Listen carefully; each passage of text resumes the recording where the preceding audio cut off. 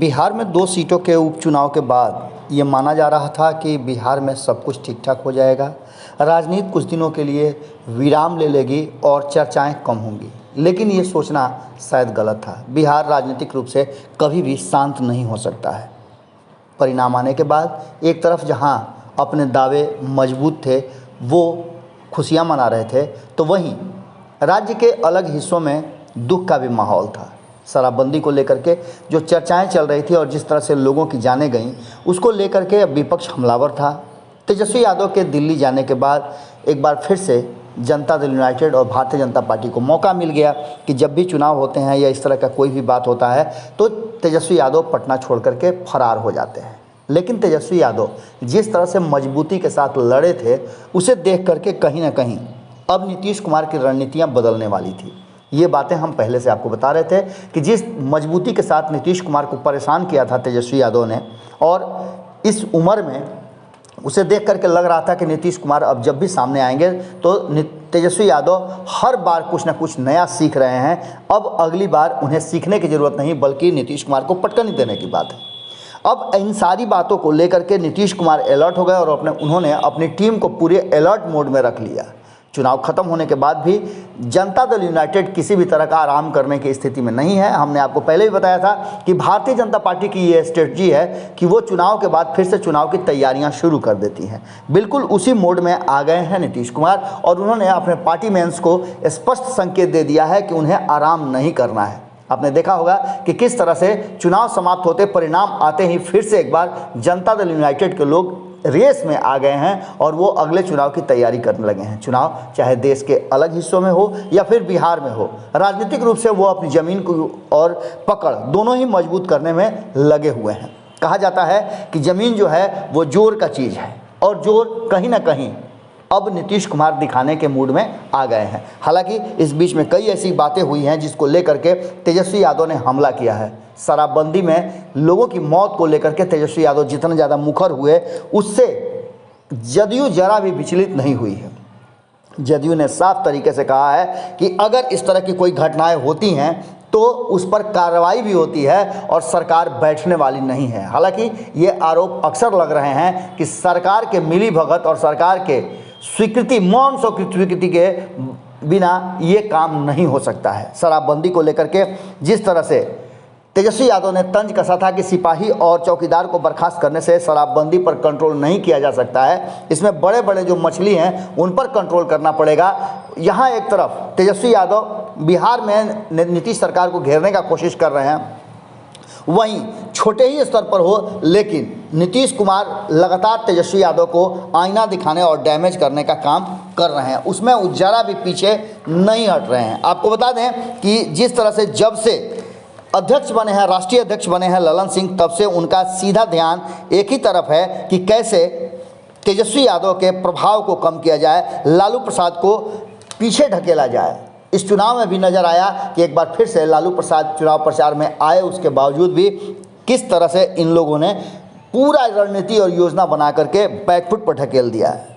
तेजस्वी को नीतीश ने लगातार दे रहे हैं धड़ाधड़ झटके पे झटका। एक झटका उन्होंने दिया है कि कहीं ना कहीं उन्होंने बहुत करीबी रहे तेजस्वी यादव के नेता को अपनी पार्टी में मिला लिया है। इन सारी बातों के बीच अब इस बात को लेकर के कहीं ना कहीं खुशियां मना रहे हैं। वहीं दूसरी तरफ आपको बता दें कि एक और बात जो कहीं ना कहीं तेजस्वी यादव और लालू प्रसाद को निश्चित चिंता में डालेगी। आपको पता है कि शहाबुद्दीन के इंतकाल के बाद ये चर्चा ज़बरदस्त ढंग से चल रही थी कि उनके परिवार के लोग काफ़ी नाराज़ हैं। कई ऐसे बयान आए थे, सोशल मीडिया पर भी इस बात को लेकर के लगातार तंज कसे जा रहे थे कि लालू प्रसाद सिर्फ और सिर्फ अपने मकसद के यार हैं, अपना मकसद पूरा होने के बाद किसी को पूछते नहीं हैं। शहाबुद्दीन के इंतकाल के बाद ये बातें कही जा रही थी कि उन्होंने कैसे शहाबुद्दीन से इस कठिन परिस्थिति में उनके परिवार से किनारा कर लिया है।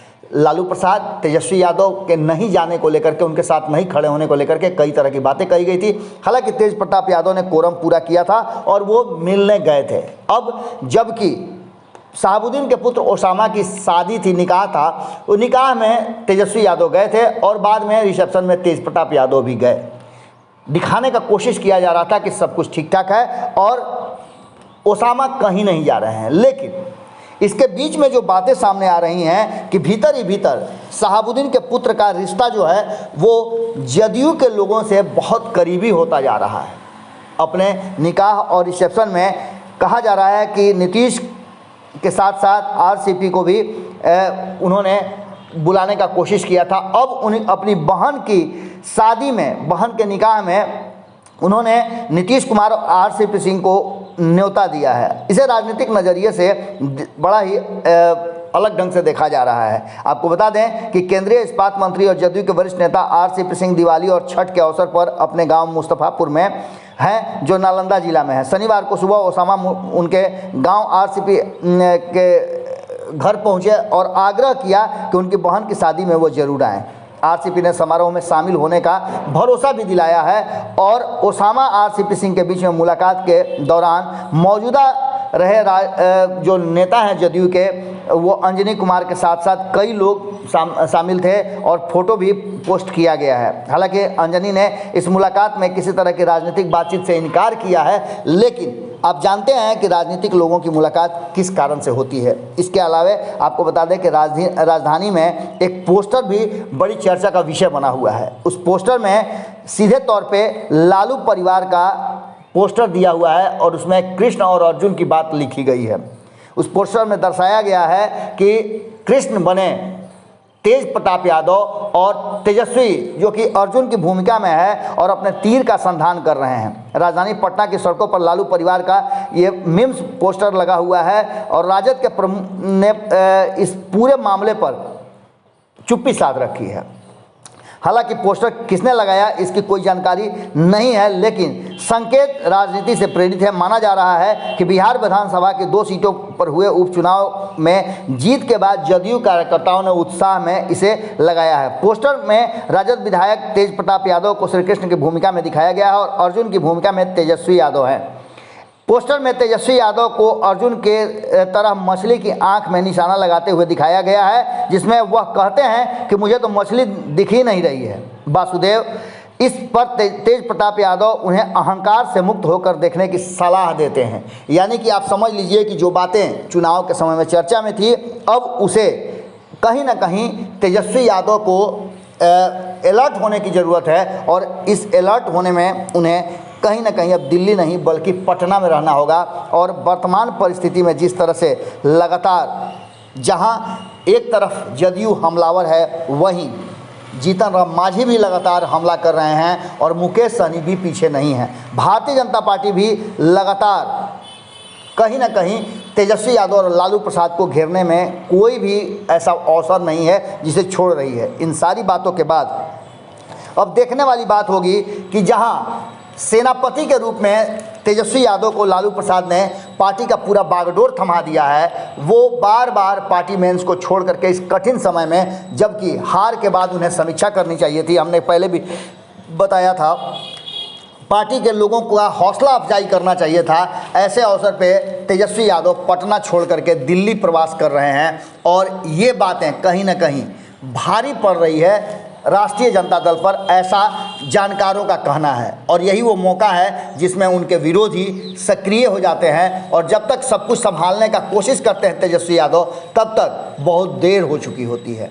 अब देखने वाली बात ये होगी कि बिहार में रह कर के बिहार की राजनीति करना ज़्यादा पसंद करते हैं तेजस्वी यादव या फिर वो दिल्ली से ही बिहार की राजनीति करते हैं। और यही वो कारण है कि कहा जा रहा है विरोधियों के द्वारा कि लग्गी से घोड़ा घास नहीं खाता है और यहाँ तक कि तेजस्वी यादव को प्रवासी नेता भी कहते हैं। पार्टी के अंदर हो रहे हलचल को कहीं ना कहीं बढ़ा दिया है जदयू ने। और जदयू का तो दावा यहाँ तक है, भीतर खाने में दावा किया जा रहा है कि बहुत सारे ऐसे नेता हैं जो नाराज़ चल रहे हैं अपनी ही पार्टी और अपने ही नेता से, जो कभी भी स्विच कर सकते हैं। और ऐसी स्थिति में तेजस्वी यादव के लिए कठिन घड़ी होगी। पहले ही उन्हें कांग्रेस के 19 विधायकों का लगभग नुकसान हो चुका है, क्योंकि इस चुनाव में विद्रोह करके कांग्रेस ने अपने उम्मीदवार खड़ा किए थे, जिसका परिणाम था कि उस 19 के साथ साथ इन 2 सीटों का भी नुकसान तेजस्वी यादव को हुआ है। हमने आपको बताया था कि तेजस्वी यादव की जरा सी चूक के चलते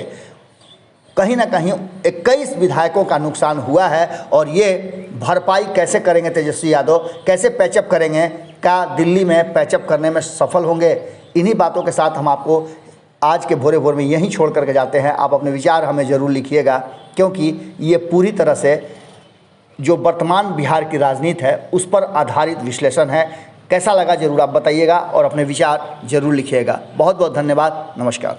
अगर ये वीडियो पसंद आई और वह बिहार के राजनीति और बिहारियत से सरोकार रखेनी तो सब्सक्राइब बटन दबा के चैनल के सब्सक्राइब कर ली।